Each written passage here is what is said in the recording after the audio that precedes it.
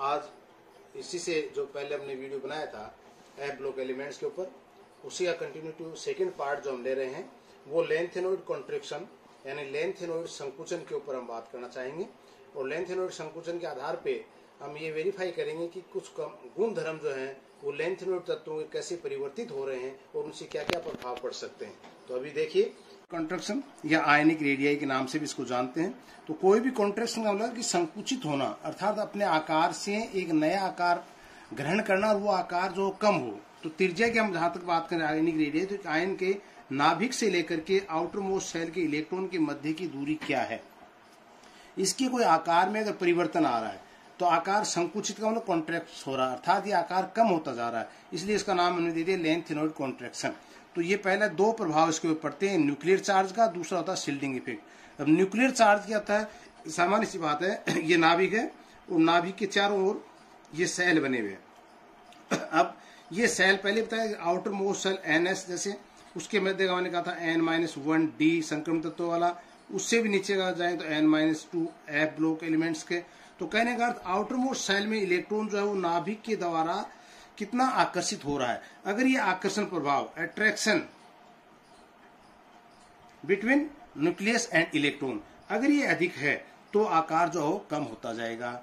और अगर ये कम होता जाएगा, अर्थात दूसरा था कि इससे पहले का एक कक्ष और दूसरे कक्ष में जो इलेक्ट्रॉन के मध्य प्रतिकर्षण, रिपल्सन, ये कहलाता है रिपल्सन। तो रिपल्सन अगर अधिक है तो उसका आकार बढ़ता जाएगा, साइज बढ़ती जाएगी। तो यहाँ पे हम कह रहे हैं कॉन्ट्रैक्शन हो रहा है, अर्थात संकुचित हो रहा है। इसका मतलब नाभिक के प्रति बाह्य इलेक्ट्रॉन का आकर्षण बढ़ रहा है। तो इसमें दो बातें हैं, एक न्यूक्लियर चार्ज, एक शिल्डिंग इफेक्ट। तो न्यूक्लियर चार्ज का तो अट्रैक्शन का प्रभाव हो गया, दूसरा आता है शिल्डिंग इफेक्ट। शिल्डिंग इफेक्ट क्या होता है, जब अंदर के, मैंने पहले बताया कि N-2 F ब्लॉक के एलिमेंट जो होते हैं नाभिक के ज्यादा नजदीक होते हैं और उसके बाहर N-1D संक्रमण तत्व होते हैं और उसके बाद NS आउटर मोस्ट इलेक्ट्रॉन होते हैं। तो ये अंदर के इलेक्ट्रॉन जो है अपनी ताकत के द्वारा जो संक्रमण तत्व और आउटर मोस्ट बाह्य इलेक्ट्रॉन को नाभिक के आकर्षण से कैसे बचा सकते हैं, या यूं कह सकते हैं इसको कि बाहर के इलेक्ट्रॉन का नाभिक के प्रति आकर्षण में कमी करना या आकर्षण को रोकना, ये क्या कहलाता है, शिल्डिंग इफेक्ट कहलाता है। परिरक्षण प्रभाव, यानी परिरक्षित कर देते हैं आउटर मोस्ट इलेक्ट्रॉन को नाभिक के आकर्षण से। तो ये दो प्रभाव जो है वो लेंथेनोइड कॉन्ट्रैक्शन के आधार पे हम इनको बता सकते हैं।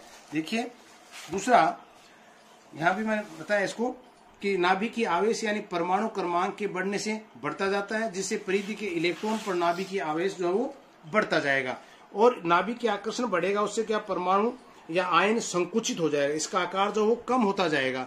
तो एक तो ये हो गया अपना न्यूक्लियर चार्ज की बात। दूसरा मैंने कहा शिल्डिंग इफेक्ट। इसमें भी क्या होता है कि अंदर के जो इलेक्ट्रॉन है वो बाहर के इलेक्ट्रॉन को परिरक्षित कर रहे हैं, ये दो चार्ज हो।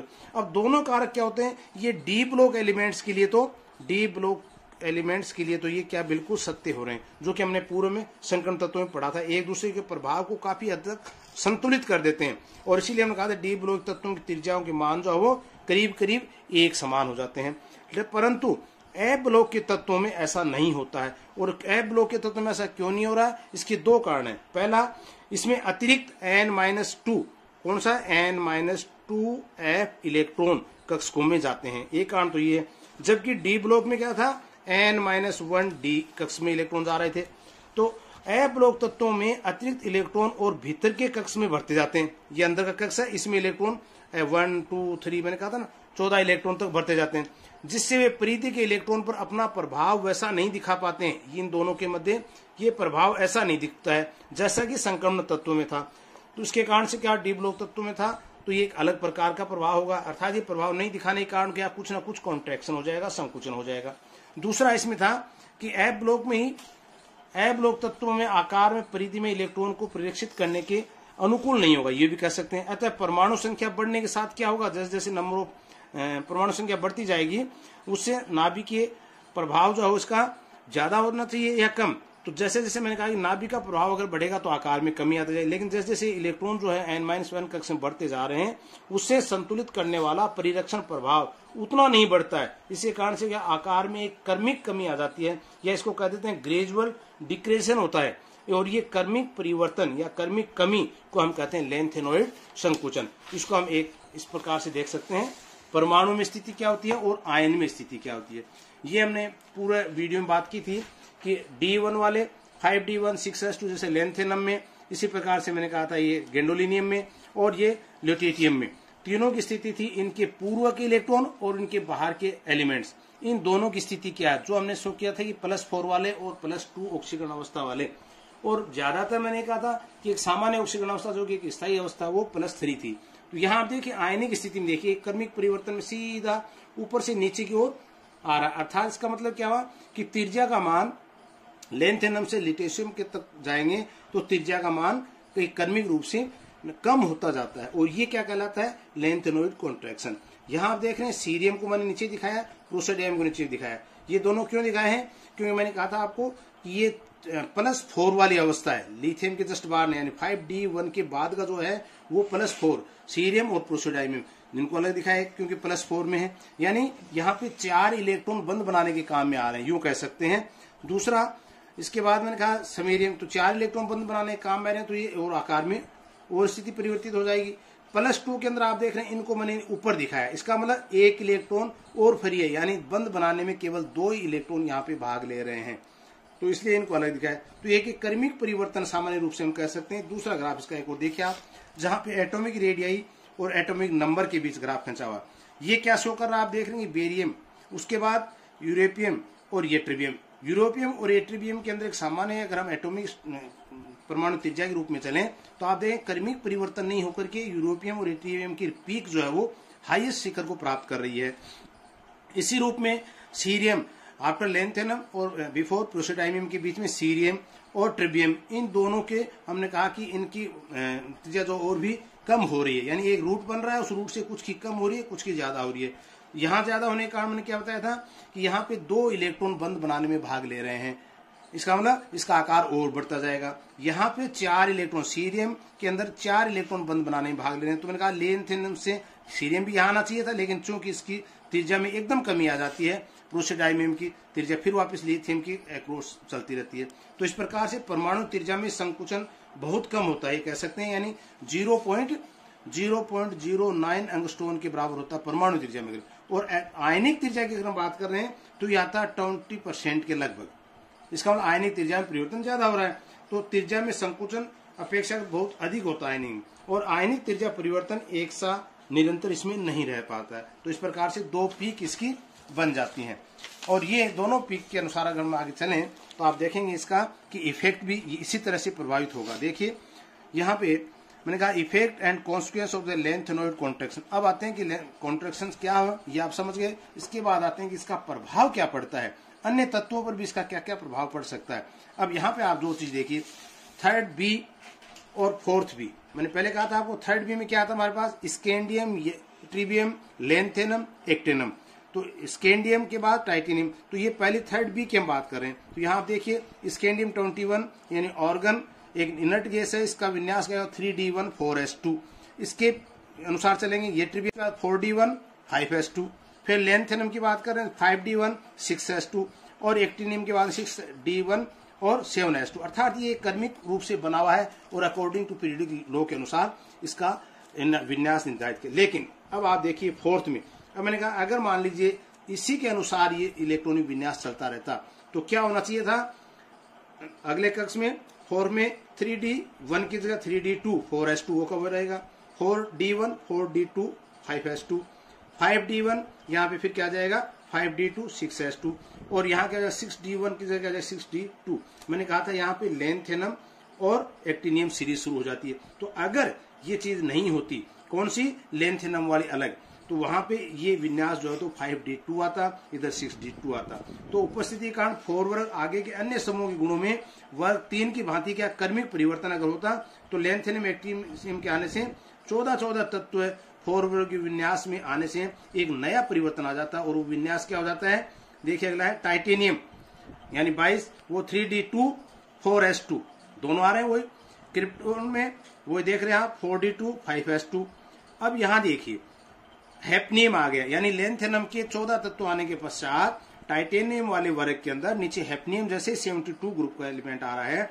ये क्या विन्यास दिखा रहा है 4f14 5d2 6s2, अर्थात एफ ब्लॉक के यहाँ पे ये जो है क्या हो जाते हैं एफ ब्लॉक एलिमेंट जो है 1 से 14 तक का बढ़ना शुरू हो जाता है।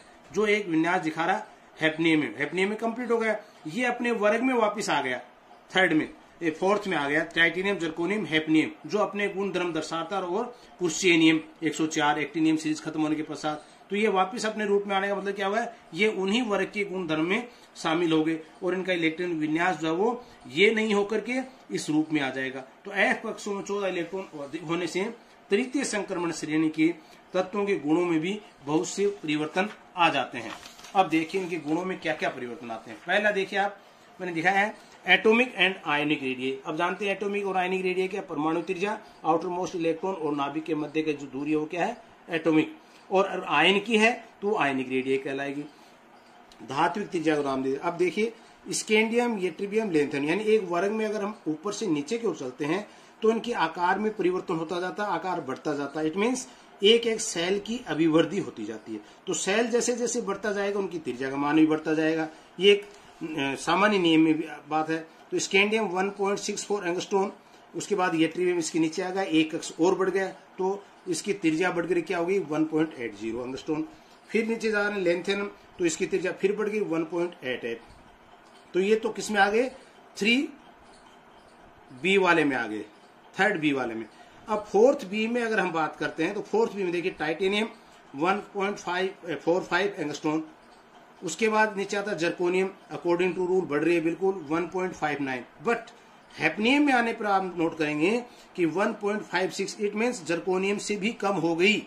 ये ध्यान देने वाली बात है। यहाँ पे ऐसा परिवर्तन क्यों हुआ, तब हम रीजन देंगे कि यहाँ पे लेंथेनोइड कॉन्ट्रैक्शन के कारण ऐसा हो रहा है, क्योंकि आकार कम होता गया ना, तो उसका प्रभाव हैफनियम के ऊपर भी पड़ा है। उसके बाद अगर हम वेनेडियम से चलते हैं हम नियोबियम में, तो वेनेडियम 1.31 है, नियोबियम 1.43 है, ये भी बढ़ रही है। लेकिन उसके बाद क्या है, एक समानता सी बनती जाती है आगे जो जाएंगे। तो लेंथेनोइड संकुचन के कारण श्रेणी में लेंथेनम के बाद के तत्वों की धात्विक त्रिज्याओं मान जाओ करीब करीब द्वितीय श्रेणी के तत्वों की त्रिज्याओं की बराबरी हो जाते हैं। इट मीन फर्स्ट से सेकंड सीरीज, थर्ड सीरीज, तो फर्स्ट वाले से सेकंड में कुछ क्रमिक परिवर्तन आ रहे हैं, लेकिन सेकंड से थर्ड में जैसे जा रहे हैं तो उनमें जो परिवर्तन आने चाहिए वो नहीं आकर के एक समानता सी नजर आ जाती है सेकंड और थर्ड सीरीज के अंदर।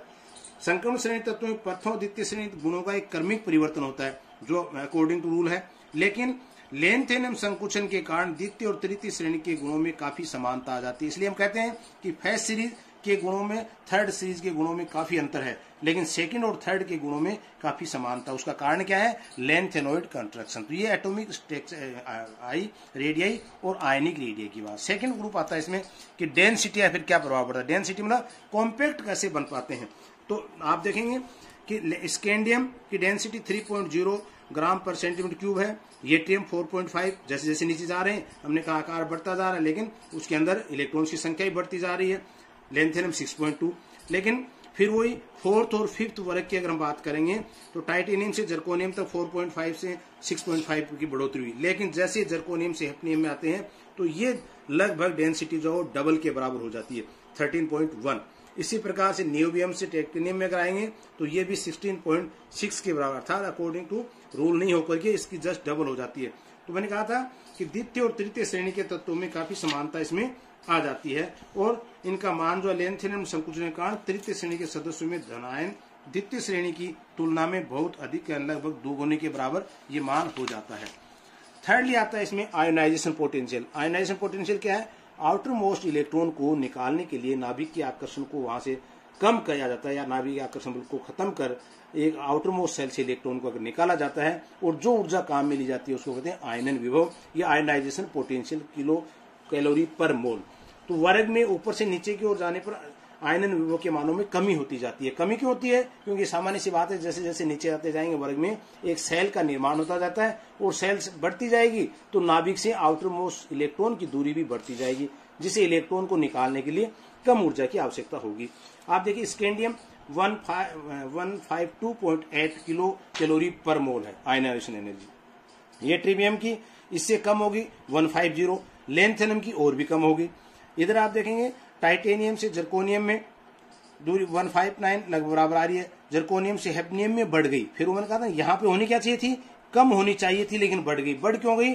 क्योंकि लेंथेनॉइड एलिमेंट्स के संकुचन के कारण एक कॉम्प्लेक्सिटी बढ़ गई और जो इलेक्ट्रॉन थोड़ा दूर थे वो और नाभिक के नजदीक आ गए। तो नाभिक के जितने नजदीक आएंगे तो इलेक्ट्रॉन को आउटरमोस्ट शेल से बाहर निकालने के लिए ऊर्जा की अधिक आवश्यकता पड़ेगी, इसलिए इसका मान बढ़ गया। इसी प्रकार से वेनेडियम में, नियोबियम में देखिए 156.5160। उसके बाद टाइटेनियम देखिए सीधी 183, यानी एकदम बढ़ गई। तो उसका कारण क्या है? लेंथेनॉइड संकुचन के कारण तृतीय श्रेणी के तत्वों का आकार काफी छोटा हो जाता है और उसके बाह्यतम इलेक्ट्रॉन को नाभिक से दूर करने के लिए, ये कहें कि अनंत दूरी तक ले जाने के लिए बहुत ऊर्जा की आवश्यकता होती है। तो आयन विभव का मान ये बढ़ जाता है, बड़े रूप में मिलेगा। इसके बाद आता है अगला, occurrence of ytterbium with heavy lanthanoids. कहते हैं कि येट्रीबियम को कई बार हम कहते हैं लेंथेनॉइड के साथ भी रखा जा सकता था और येट्रीबियम के गुण जो है वो भारी लेंथेनॉइड के तत्वों से काफी मिलते जुलते हैं।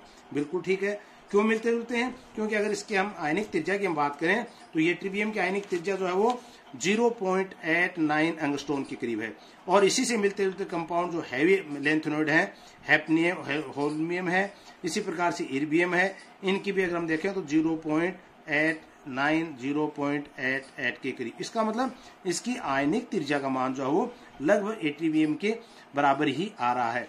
तो ये कह सकते हैं हम कि वर्ग में ऊपर से नीचे की ओर आने पर आकार में वृद्धि हो रही है। येट्रीबियम की आयनिक त्रिज्या लेंथेनम से कम होती है, लेंथेनॉइड संकुचन के कारण भी घटती जाएगी।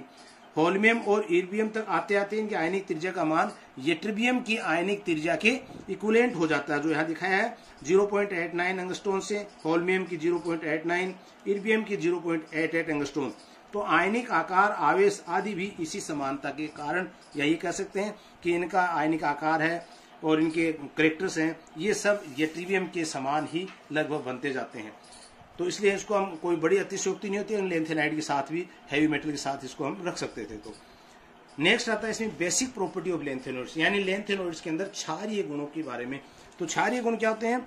इलेक्ट्रॉन दे सकने की क्षमता उसमें कैसी है, उसके आधार पर उसके क्षारीय गुण निर्भर करते हैं। कोई भी परमाणु अथवा आयन अपना आकार में जितना बढ़ागा हुआ उतनी आसानी से इलेक्ट्रॉन का त्याग करेगा। क्यों? कि नाभिक से इलेक्ट्रॉन बाहर की ओर है, तो जितना आकार बड़ा होगा तो इलेक्ट्रॉन को त्यागना भी उतना ही आसान हो जाएगा और जितना कॉन्ट्रैक्शन बढ़ता जाएगा तो इलेक्ट्रॉन को त्यागने की प्रवृत्ति भी कम हो जाती है। ये कह सकते हैं उनकी इलेक्ट्रॉन देने की प्रवृत्ति भी कम हो जाएगी और क्षारीय गुण भी उनका कम होता जाएगा। तो उन्होंने कहा लेंथेनॉइड संकुचन से लेंथेनॉइड का आकार क्रम से घटता जाता है तो इलेक्ट्रॉन देने की क्षमता भी घटती जाएगी, अर्थात उनके क्षारीय गुण भी घटते जाएंगे। तो हम यहाँ अगर सीरीज देखें तो लेंथेनम के सबसे ज्यादा होते हैं, उसके बाद cerium, praseodymium, neodymium, promethium, samarium, europium, gadolinium, terbium, dysprosium, holmium, ytterbium और इर्बियम तक लेते लेते इनके मान जो है वो आगे बढ़ते हुए से घटते हुए क्रम में चलते जाते हैं, क्योंकि लेंथेनॉइड की इनकी जो बेसिसिटी है वो इस क्रम में आगे चलती जाएगी। यहाँ पे फिर आप देखिए कि अधिक क्षारीय जो जल में विलयशील होते हैं, आयन जो शीघ्रता से जल अपघटित हो जाते हैं और जो अपना जितने आसानी से इलेक्ट्रॉन दे सकता है, अर्थात जितनी तीव्र क्षारीय है उसमें उतने ही प्रबल अपचायक भी होंगे वो। तो लेंथेनॉइड संकुचन के कारण लेंथेनम में क्षारीय गुण कम होता जाता है और इस श्रेणी में उनका अपचयन गुण भी कम होता जाएगा। Thank you.